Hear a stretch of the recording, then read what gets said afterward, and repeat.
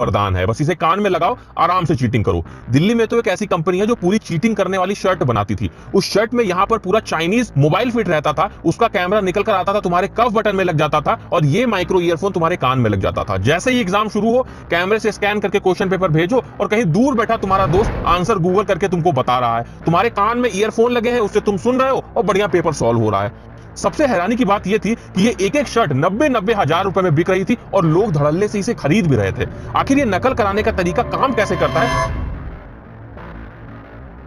ये जो छोटा सा डिवाइस है इसे बोलते हैं माइक्रो ब्लूटूथ ईयरफोन। इसमें छोटी सी एक लिथियम आयन बैटरी लगती थी जो 3 से 4 घंटे का बैकअप दे देती थी। ऊपर से कंपनी इसे स्किन कलर का बनाती है ताकि इसे जैसे ही कान में डाला जाए ये पूरी तरह से इनविजिबल हो जाए। अब ये ईयरफोन ऑलरेडी ब्लूटूथ ईयरफोन है तो इससे नकल तो की जा सकती है, लेकिन ब्लूटूथ की रेंज केवल 10 से 12 मीटर होती है। तो इस रेंज को बढ़ाने के लिए हमें किसी ट्रांसमीटर का इस्तेमाल करना पड़ेगा जो सिग्नल को दूर तक ट्रांसमिट कर पाए। तो सबसे आसान ट्रांसमिटिंग डिवाइस होती है मोबाइल फोन, लेकिन दिक्कत आती थी क्योंकि मोबाइल फोन का साइज बड़ा होता था तो इसे छुपाने में दिक्कत होती थी। तो इसलिए छोटे छोटे वायरलेस ट्रांसमिटिंग डिवाइस आने लगे जो आराम से छुपाए जा सकते हैं। इन ट्रांसमिटिंग डिवाइस में सिम लग जाता है जिसकी वजह से मोबाइल नेटवर्क से कनेक्ट होकर ये एक हाई रेंज ट्रांसमिटिंग डिवाइस बन जाते हैं। अब इसको और हाईटेक बनाने के लिए माइक्रो कैमरास आते हैं जो शर्ट के बटन में लग जाएंगे, किसी को दिखेंगे भी नहीं। क्वेश्चन पेपर की फोटो भेजो, सामने से आंसर सुनो। आपने एक चीटिंग वाला वीडियो देखा होगा जिसमें एक बंदा पूरी जो ये डिवाइस है इसको विग के अंदर रख के आया था और जो माइक्रो ईयरफोन्स है उसको दोनों अपने कानों में लगा के आया था। वो तो एग्जाम सेंटर के बाहर ही पकड़ा गया